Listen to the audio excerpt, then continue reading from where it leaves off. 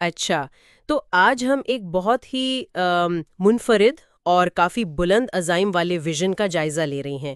یہ ڈاکٹر ریحان احمد صدیقی نے پاکستان کے مستقبل کے لیے پیش کیا ہے۔ جی بالکل۔ ہمارے پاس اس ویژن کی تفصیلات پر مبنی ایک آن لائن متن موجود ہے۔ جی تو آج ہمارا مقصد ہے کہ اس متن کی گہرائی میں جائیں اور یہ سمجھیں کہ اس مجوزہ مستقبل کے وہ کلیدی عناصر کیا ہیں اور ان کے ممکنہ مضمرات کیا ہو سکتے ہیں۔ بالکل۔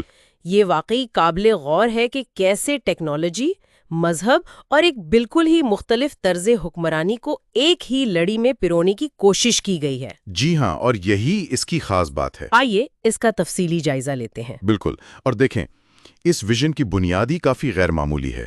یہ دو مخصوص نظریات پر کھڑا ہے۔ اچھا، کون سے نظریات؟ ایک جسے ماخذ میں ٹو کی تھیوری کہا گیا ہے، یہ بظاہر سائنس، ٹیکنالوجی اور دفاع ان تین چیزوں پر زور دیتی ہے۔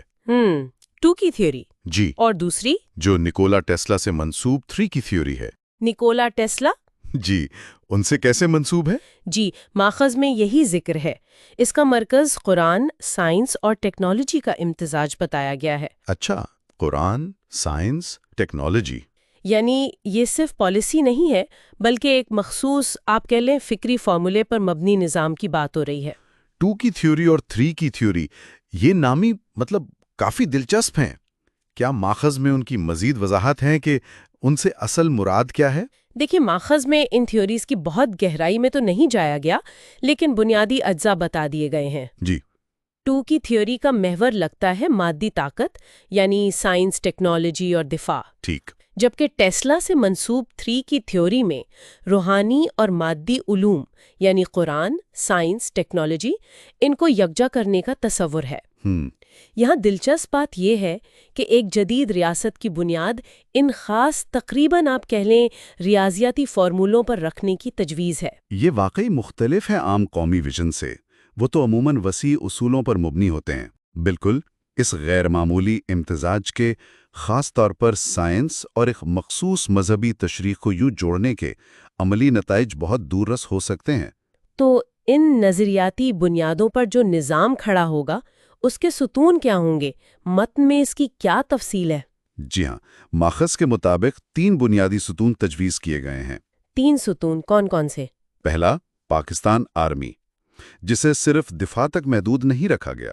اچھا، تو پھر؟ بلکہ ہر سطح پر میرٹ کو یقینی بنانے اور جیسا کہ آگے آئے گا پارلیمانی فیصلوں کے نفاذ کا کلیدی کردار بھی سونپا گیا ہے۔ اوہ، یعنی فوج کا کردار صرف سرحدوں کی حفاظت نہیں بلکہ نظام کے اندر میرٹ اور فیصلوں کے نفاذ کو بھی یقینی بنانا ہے۔ یہ تو بہت ہی وسیع کردار ہے۔ یقیناً۔ دوسرا ستون ہے سائنس اور ٹیکنالوجی، جس کا ہدف پاکستان کو عالمی ٹیکنالوجی سپر پاور بنانا ہے۔ سپر پاور، ٹھیک۔ اور تیسرا ستون ہے قرآن و سنت، جنہیں نظام کی بنیاد قرار دیا گیا ہے تاکہ انصاف اور ترقی ممکن ہو سکے۔ تو آرمی، سائنس، ٹیک اور قرآن و سنت۔ جی، اور یہی وہ نقطہ ہے جہاں ان ستونوں کے درمیان ممکنہ ہمانگی یا آپ کہہ لیں کشمکش کا سوال پیدا ہوتا ہے۔ کیسے؟ دیکھیں، ایک طرف فوجی نظم و ضبط اور فیصلہ سازی کا اختیار، دوسری طرف سائنسی ترقی کی آزادانہ ضرورت، اور تیسری طرف مذہبی اصولوں کی تشریح اور نفاذ۔ ہاں، یہ تینوں بہت مختلف نوعیت کی چیزیں ہیں۔ ان تینوں کو عملی طور پر کیسے چلایا جائے گا، خاص طور پر جب طاقت کا توازن واضح طور پر فوج کے پلڑے میں نظر آتا ہے، یہ اس ویژن کا ایک کلیدی چیلنج ہوگا۔ اچھا، اگر فوج کا کردار اتنا مرکزی ہے تو پھر سیاسی ڈھانچہ کیسا ہوگا؟ یہاں تو یہ ویژن کچھ بہت ہی بنیادی قسم کی تبدیلیاں تجویز کرتا نظر آتا ہے۔ بالکل، اور یہاں بات واقعی آپ کہہ لیں حیران کن موڑ لیتی ہے۔ وہ کیسے؟ تجویز یہ ہے کہ تمام سیاسی جماعتوں اور موجودہ انتخابی نظام کو مکمل طور پر ختم کر دیا جائے۔ کیا؟ سیاسی جماعتیں ہی ختم؟ یہ تو جمہوریت کے مروجہ تصور کے بالکل ہی برعکس ہے۔ تو پھر حکومت سازی کیسے ہوگی؟ اس کی جگہ ایک خالص میرٹ پر مبنی سلیکشن سسٹم لانے کا منصوبہ ہے۔ Selection system? مطلب عوام ووٹ نہیں ڈالیں گے؟ جی، ایسا ہی لگتا ہے۔ یعنی عوامی ووٹوں سے منتخب نمائندوں کے بجائے ماہرین اور قابل افراد کا انتخاب کیا جائے گا۔ اور پارلیمنٹ؟ پارلیمنٹ کے لیے بھی شرط ہے کہ اس میں صرف پی ایچ ڈی ڈگری رکھنے والے اپنے شعبے کے جو ماہرین ہیں وہی شامل ہوں گے۔ صرف P H D holders? Parliament میں، یہ تو مکمل طور پر ایک ٹیکنوکریٹک نظام لگتا ہے۔ آپ نے بالکل درست پکڑا۔ ٹیکنوکریسی سے مراد ہی ایک ایسا نظام ہے جہاں تکنیکی ماہرین اور ماہرین فن حکومت چلاتے ہیں، عوامی نمائندوں کی بجائے۔ ٹھیک۔ اور اس ویژن میں اس ٹیکنوکریٹک پارلیمنٹ کے فیصلوں پر 100% عمل درآمد کو یقینی بنانے کی ذمہ داری بھی فوج کو دی گئی ہے۔ 100% عمل درآمد، وہ بھی فوج کے ذریعے؟ اس سے تو پھر وہی سوال پیدا ہوتا ہے جو پہلے بھی ذہن میں آیا تھا۔ کون سا سوال؟ کہ عوامی نمائندگی کہاں گئی؟ اگر فیصلے صرف ماہر کریں گے اور ان پر عمل درآمد فوج کروائے گی، تو کیا عام آدمی کی آواز، اس کی ضروریات، اس کی خواہشات، کیا وہ اس نظام میں جگہ پا سکیں گی؟ اختلاف رائے کی گنجائش کہاں ہوگی پھر؟ یہی اس ماڈل کا بنیادی سوال ہے۔ دیکھیں، یہ کارکردگی اور اہلیت پر تو شاید بہت زور دیتا ہے، لیکن نمائندگی، شمولیت اور سیاسی آزادی جیسے پہلوؤں پر سوالیہ نشان ضرور لگاتا ہے۔ کیا ماہرین کی حکومت عوام کی حقیقی امنگوں کی ترجمانی کر پائے گی؟ یا یہ ایک ایلیٹ قسم کا نظام بن جائے گا جو عوام سے کٹا ہوا ہو؟ ماخذ میں ان سوالات کا براہ راست جواب تو نہیں ملتا، لیکن یہ اس نظام کے مضمرات کا لازمی حصہ ہیں۔ چلیں ذرا سماجی اور مذہبی پہلوؤں کی طرف آتے ہیں۔ یہاں بھی کچھ بڑی تبدیلیوں کا ذکر ہے۔ جی، ماخذ کہتا ہے کہ مذہبی تعصبات کو جڑ سے اکھاڑ پھینکا جائے گا، یہاں تک کہ تمام مساجد ہر مکتبہ فکر کے لیے کھلی ہوں گی۔ مقصد ایک متحد قوم ہے جو رنگ، نسل اور فرقہ واریت سے بالاتر ہو۔ یہ یقیناً ایک بہت بلند پایا مقصد ہے، خاص طور پر پاکستان جیسے معاشرے کے لیے جہاں یہ تقسیم کافی گہری ہے۔ لیکن اس نظریاتی ہدف کو عملی جامہ پہنانا، یہ تو ایک بہت بڑا چیلنج ہوگا۔ ظاہر ہے بہت بڑا چیلنج ہوگا۔ اسی سلسلے میں قرآن سائنس سینٹرز بنانے کا خیال بھی پیش کیا گیا ہے۔ یہ کیا ہوں گے؟ ان کا کیا کام ہوگا؟ ان مراکز کا تصور یہ ہے کہ وہاں قرآن سنت، سائنس اور ٹیکنالوجی، ان سب کی روشنی میں مسائل کا حل تلاش کیا جائے۔ اچھا، قرآن اور سائنس کو ملا کر مسائل کا حل؟ جی، یہ ایک انتہائی دلچسپ مگر پیچیدہ کوشش ہے، یعنی مذہبی متن اور سائنسی طریقہ کار کو ایک ساتھ لا کر عملی مسائل حل کرنا۔ یہاں بنیادی سوال تو یہ اٹھے گا کہ ان دونوں، یعنی وحی پر مبنی علم اور تجرباتی علم، ان کے درمیان توازن اور ہم آہنگی کیسے پیدا کی جائے گی؟ بالکل، خاص طور پر جب ان کے بنیادی مفروضے اور طریقہ کار وہ مختلف ہو سکتے ہیں۔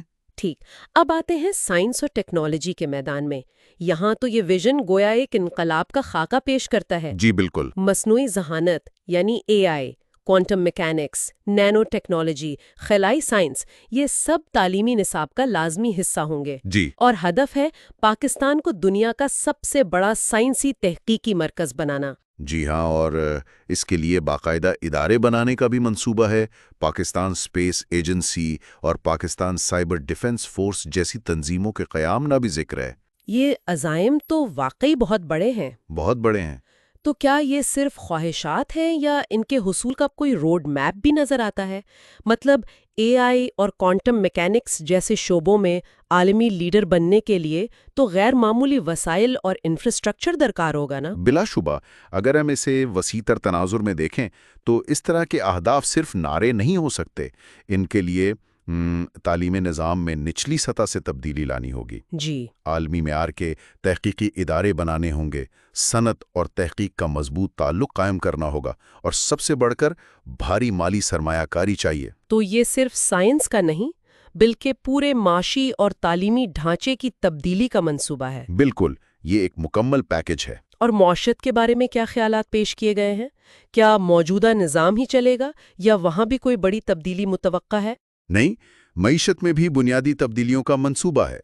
سب سے نمایاں تجویز ملک سے سودی نظام کا مکمل خاتمہ ہے۔ سودی نظام کا خاتمہ مکمل طور پر؟ جی، اور ایک اسلامی معاشی ماڈل کا قیام۔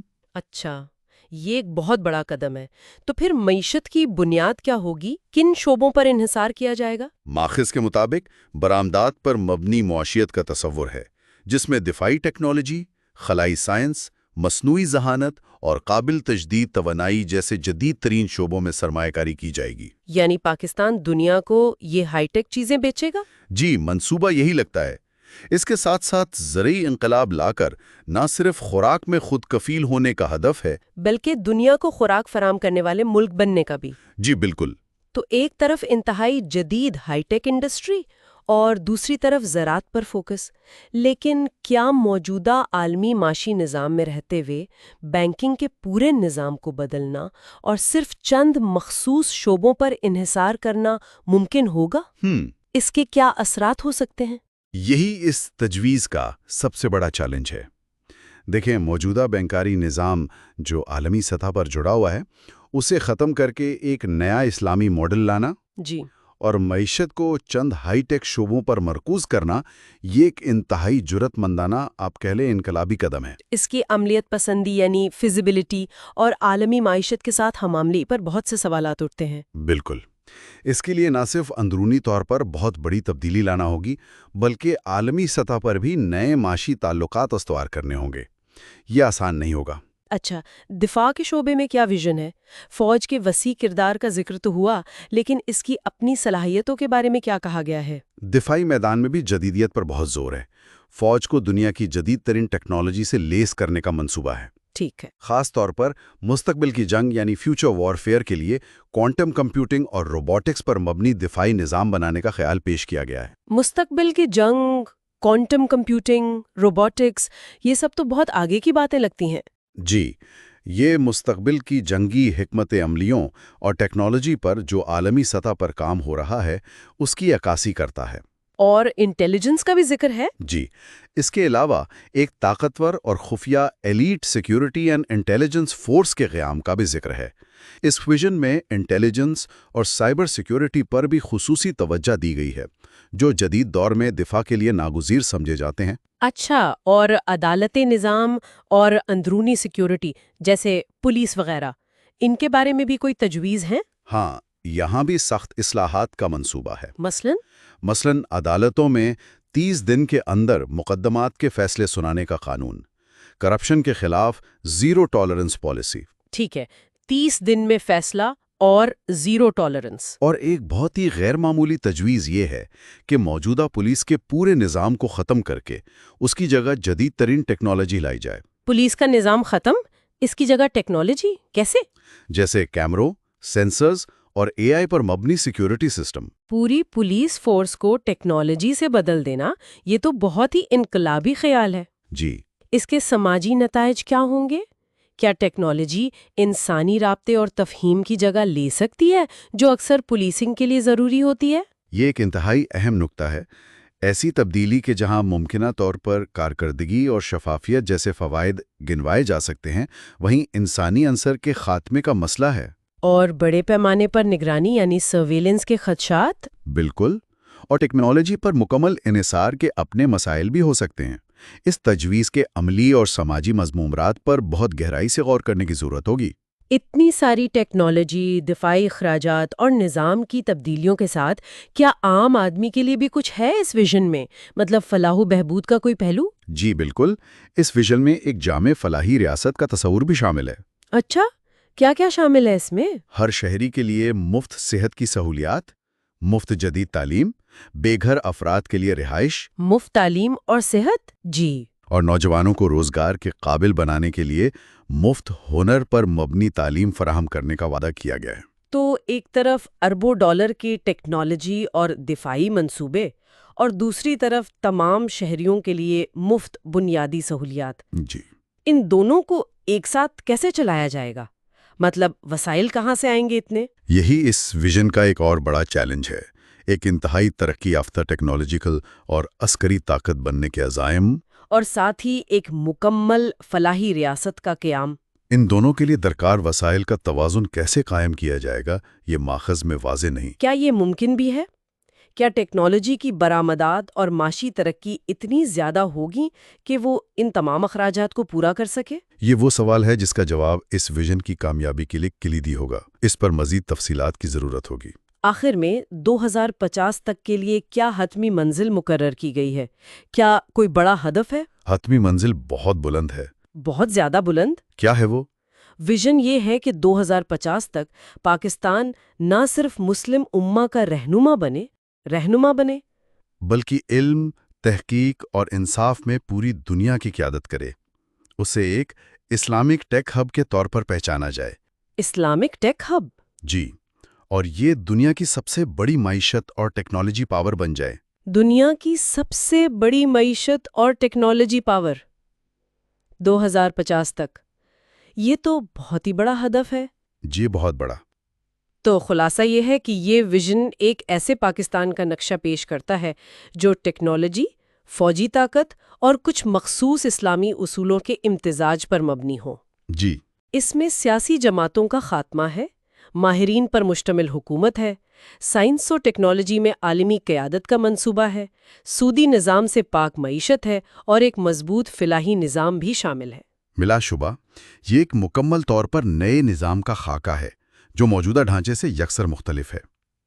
اس پر غور کرتے ہوئے ایک حتمی سوال ذہن میں آتا ہے۔ جی، کیا سوال؟ فرض کرے کہ یہ تمام ساختی تبدیلیاں ممکن بھی ہوں، مطلب ہو بھی جائیں، تو اس طرح کے اوپر سے نافذ کردہ یعنی ٹاپ ڈاؤن ویژن کو کامیاب بنانے کے لیے معاشرے کے اندر کس قسم کی بنیادی ذہنی اور ثقافتی تبدیلیوں کی ضرورت ہوگی؟ یہ بہت اہم سوال ہے۔ کیا معاشرہ اتنی بڑی اور اتنی تیز رفتار تبدیلی کو قبول کرنے کے لیے تیار ہو سکتا ہے، یا اسے تیار کرنے کے لیے کیا حکمت عملی درکار ہوگی؟ یہ صرف پالیسی کا معاملہ نہیں، یہ محض پالیسی نہیں بلکہ پورے معاشرتی مزاج، پورے مائنڈ سیٹ کی تبدیلی کا سوال ہے۔ اس مخصوص ویژن کا ہمارا جائزہ یہاں مکمل ہوتا ہے۔ یہ واقعی غور و فکر کے کئی در وا کرتا ہے۔